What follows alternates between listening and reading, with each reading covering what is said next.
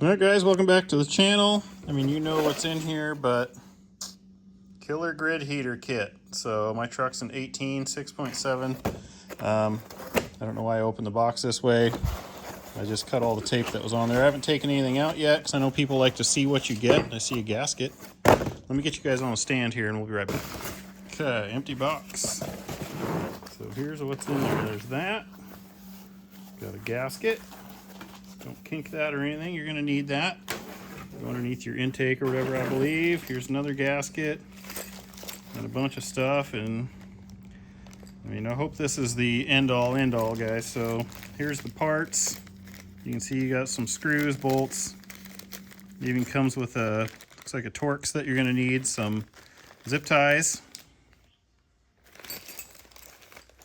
So there's the kit. So I'm going to show you how to do this. Again, on my 2018, has 73,000 miles, so I'll be curious to see how it looks once you open it up. I've done the wiggle test. It feels like it's pretty good, but you don't know till you get in there, and we're going to find out, so stay tuned. All right, time to get started. I got most of the tools laid out that it's specified here in the manual, but this covers like early models, late models, different years. The pictures in here are not so great, but see, there's 2013 plus, and on some other pages, it's for older ones, which are different. So there's 07 to 18, 19 to 2020. Some of them you have to modify, some of you don't. The older models, you got to like do some modifications. This kit is just a bolt-on. So mine's already been deleted, so I have less stuff to take off. So we're going to start taking bolts loose and get that intake off. There's lots of videos on how to do that, but there's some 10 millimeters here. Get this dipstick tube loose. Got to get the intake stuff down here, pop some connectors loose, yada yada, get that out of the way. So I got the little stand for the dipstick is out of there. Took this cover off of here, was 2 bolts. There's 2 electrical connections down here. I got the clamp loose for this intake connection. This wasn't connected to anything on mine. I'm assuming it has something to do with emissions that mine doesn't have. Now it looks like there's just 6 bolts that hold, or 5 more bolts. 1, 2, 3, 4, 5. They look about 10 millimeter that holds this intake section on, and then I can get that out of the way and start working my way back into that stuff. So far pretty easy. Okay, intake is off. That was really super easy. Little soot in there. Not terrible, I guess, but yours will probably be worse if it's not deleted. Here's that weird butterfly thing. What you got here. Yeah, so now we'll start pulling stuff off back here. Get some tools out of my way. So we've got to get some cables out of the way here, some electrical stuff. Here's the old grid heater bolt. I'm going to take that loose. Yeah, whatever this is, PCV thing, I think. And we got to get into, underneath here is this fuel rail thing, so we're going to have to pop all these injector lines loose from that to get that out, and then we can get the intake top off. Okay, so we got that big foam cover off of the manifold deal there. I popped this little connector loose that was holding this to there. Got the grid heater bolt off. Got these PCV, or these little, whatever these 2 vents are. I just kind of got a tool in there and just pried them off. You can see back in there, I popped the, you got these little keepers that go on. Pop them off, makes it a little easier, and you can kind of squeak it out. See, looks like we've got a connection back there to disconnect. And I guess we just start popping fuel lines off.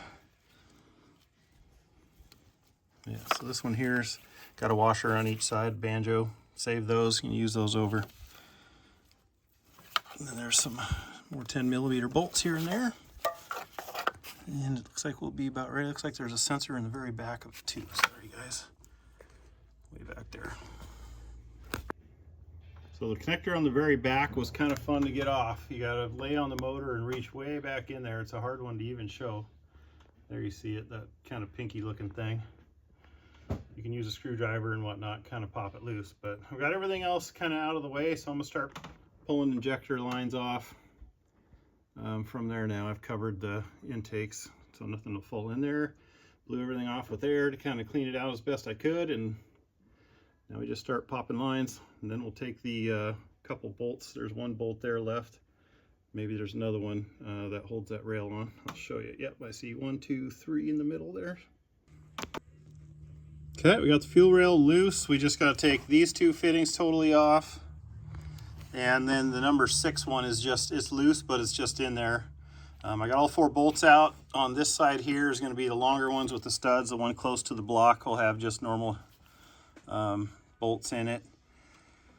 And yeah, I'm going to pop that off. So what I did, I took a paint pen and I marked that back one's just hard to get on the head. That's why that one's still on there. Took a paint pen, marked them 1 through 5. So you kind of know which injector they go on.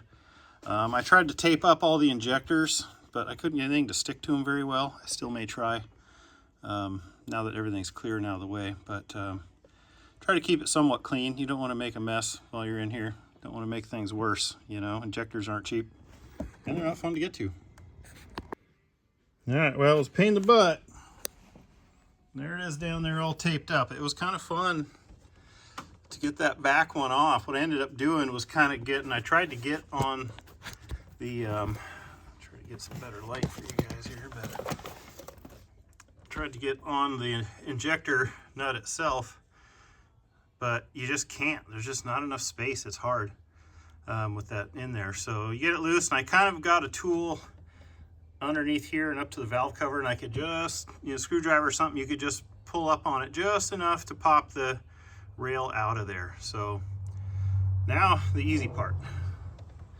Now we just got to pop the bolts that take that intake top off, which it looks like all that's left is we got 1, 2, one in the back corner, 3 I think is all I see from here. I think that intake topper comes off, so we'll be back. There it is. We're at about the midpoint of the job. This bolt looks just fine. This is a 2018 with a 73,000 miles. Nothing to worry about, but it was just always going to be in the back of your mind, you know. Grid heater's pretty clean. Not a lot of gook in there. I don't know how long it's been deleted. So that tab was sticking out the back. Here's what it looks like in here. Make sure you shop vac all the crap out of there that you spilled in there. But there's your intake area. So, okay. Pretty weird. I'm going to clean that up, and then we'll move on to putting the grid heater fix on the grid heater. All right, so the actual installation of the grid heater fix. So first you're going to take this 10mm bolt off. Then you're going to use the supplied Torx that they gave you. You're going to put that onto a tool. Got to dig the carbon out of there first, the soot, and then put a box end on that and remove that so we can get the bar off. Now pay attention to the washers. You're going to save all those washers. Some of them you're going to use, some you're not, I believe. Okay, we have all that apart. This nut came off. It was on there pretty good, so this one was safe, but you have zero peace of mind, you know what I mean? So anyways, here's the sequence that this goes on. So you get the bolt out, nut off. Actually, sorry, it went on the other way. So here's the sequence that this went on. This little bushing thing went into there. I believe you're going to use that over. This went into here. Then it had this washer and a nut, and then this is the bolt that went in from this side. So I'm going to clean that up, clean this stuff up. I do believe there is another washer in there. I'm going to try to not, sorry, this phone isn't focusing very well. I'm going to try to not disturb it too much, but I may knock it out of there. I want to clean everything up where everything's going to bolt on. Like I'm going to Scotch-Brite sand this face here and get everything cleaned up. So this is going to come out the top. We got to get that out of there too yet. Went a little crazy with a screwdriver and a can of brake cleaner, so she's looking pretty good now. So I took some sandpaper and I cleaned the faces all the faces of all the pieces here as best I could. Just use some 80 grit and a kind of a something to push on. This thing isn't focusing worth darn to get that cleaned up. Okay, so step one is this insulating washer. It's going to go on to the bottom here. It's going to go into this hole. A little snug, but okay, we got that. Next, you're going to use this little round insulating deal that was in there over, and that's going to fit into here like so. So to put it back together, my model is going to be like this here. The earlier models, different models will have, this will be solid, so you'll have to do a different process. So you're going to take this bolt. It has thread locker on it, you'll see, and this new bus bar is threaded. So you're going to put the fiber washer on it. Then what you're going to do is take this fiber washer and normal washer, and that's going to fit into here. Get it down in there so the holes line up. Basically what you're doing is insulating this piece so it doesn't short out. Basically the current is going to go from this bolt to this grid, as you know. So anyways, here's where we're at here. So the bolt's going to go through here, through that insulating washer that we put in there. It's going to go through to the insulating washer, then a normal washer, then the bus bars here. It's going to thread into that, if that makes sense. We'll come back once I get it all snugged up. Just get it finger tight, don't torque it yet. One more visual for you. So you've got the new bolt, new fiber washer, using that existing little one that goes in the hole, the fiber one, new fiber washer, new washer, then it goes through here and it's going to thread into that, is going to go in here next. Okay, I've just got that snugged up. Everything's still loose, so now we'll flip it over. This is going to go in place. It has a tab on it, kind of locks in here, the old one did. So you kind of drop it in like so. Oops. Then this new bigger beefier bolt will get threaded down into there. All right, so there's that. And this is just, it's not snugged up, it's just in there all the way. But here you see the way that plastic washer went in there. You want it so that this piece here doesn't touch the metal. So there it is, ready to be torqued. So the torque specs for this one, it says in the manual, is 15 foot-pounds, and this little guy here is 7 foot-pounds. So I'm going to go ahead and do that. Then we're going to start reassembling the truck. Now we torque the top bolt to 15 foot-pounds, and this little bolt here to 7 foot-pounds. All right, now that we have our bolts torqued, we're going to go ahead and install the intake manifold again, and we're going to start torquing the bolts. They get torqued to, it said, 18 foot-pounds here. And you want to apply some pipe dope to them. So we're going to do these two and these two. This was the one I didn't show earlier because it was hidden behind the other deal. All right, here's the intake bolt. So there's going to be 1, 2, 3 that was hidden by these two next to the valve cover.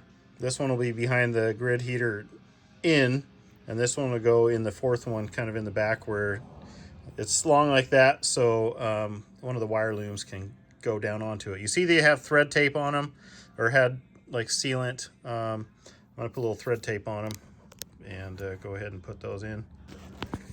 Okay, don't forget the gasket underneath. Remember the tab sticks out the back. You can't see it, but that's where it is. So we got 1, 2, 3, and then in the back there we have the one with the extension piece on the top. So now the intake ones, I'm going to go ahead and just kind of get those started in there. It says to do that so that the holes line up while you torque those 4 down, and then that'll make for easier installation later. All right, those 4 are torqued to 18 foot-pounds. Now we're going to go ahead and install that fuel rail again. Again, squeaking it underneath number 6 back there. All right, we got the fuel rail in there. I got the number 6 just kind of hand tight.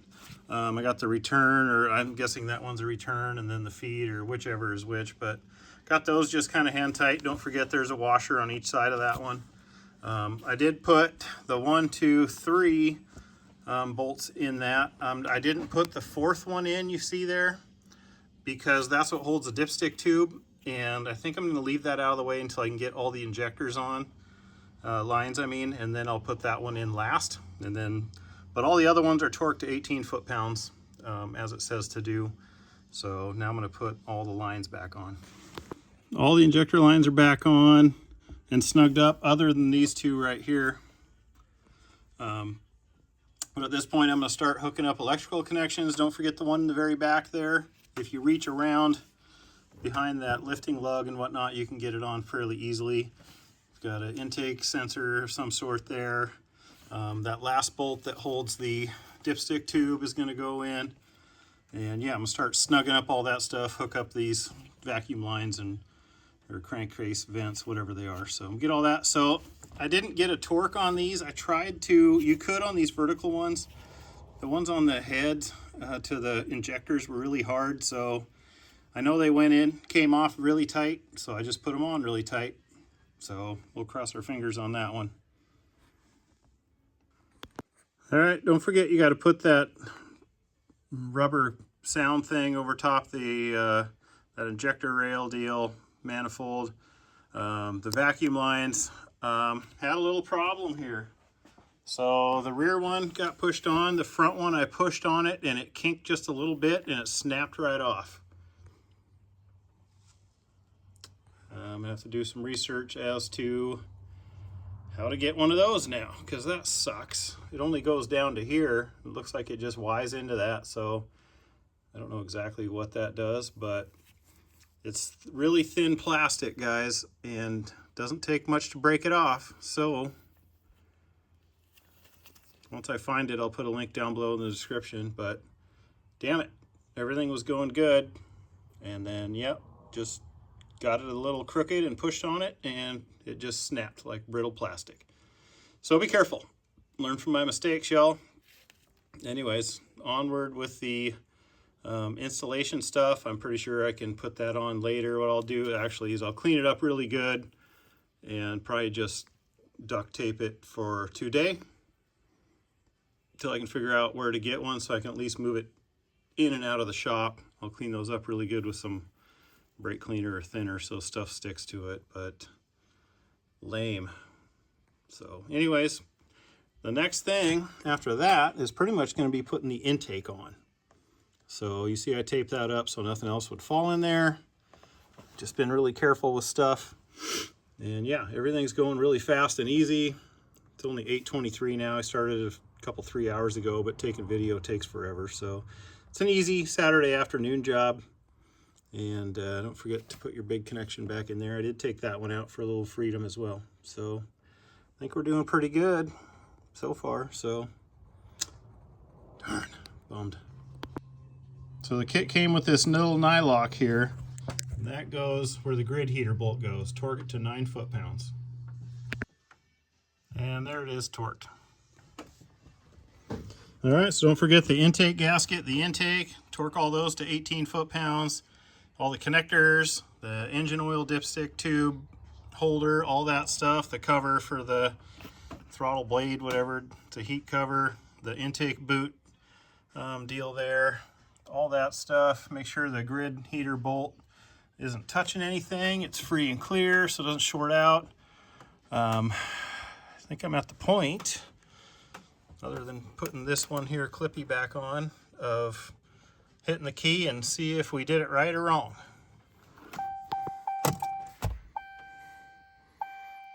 Cycle the key a couple times.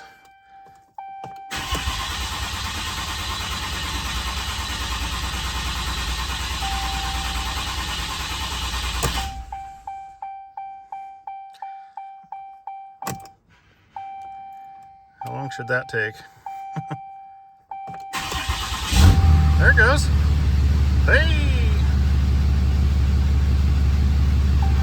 Let's go have a look for leaks. Took a couple tries, I'm not gonna lie.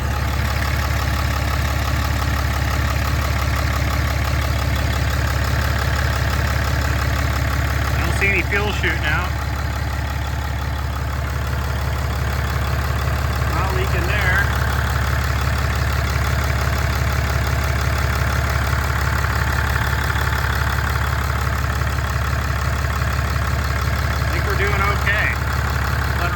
getting checked.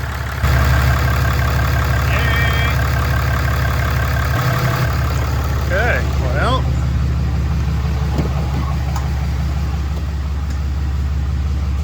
no check engine lights or any other issues.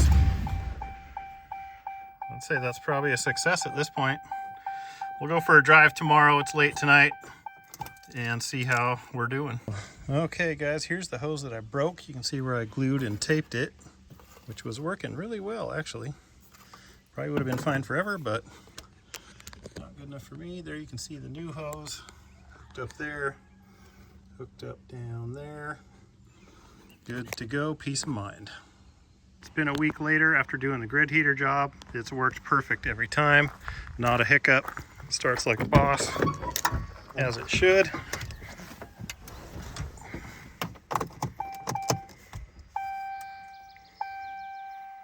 You can see the grid heater worked up, went, and no problems. So you gotta like that. So on that note, I love those steps, they're so cool. Like, comment, subscribe. Check out the links down below, guys, if there's anything interesting. If you have any questions, let me know. I'll try to help you out as best I can. Make sure you watch other stuff on my truck series. I've got a bunch of cool videos about these sweet, powerful Dodges. So, appreciate you guys watching this. Catch you on the next one. John VH Life out.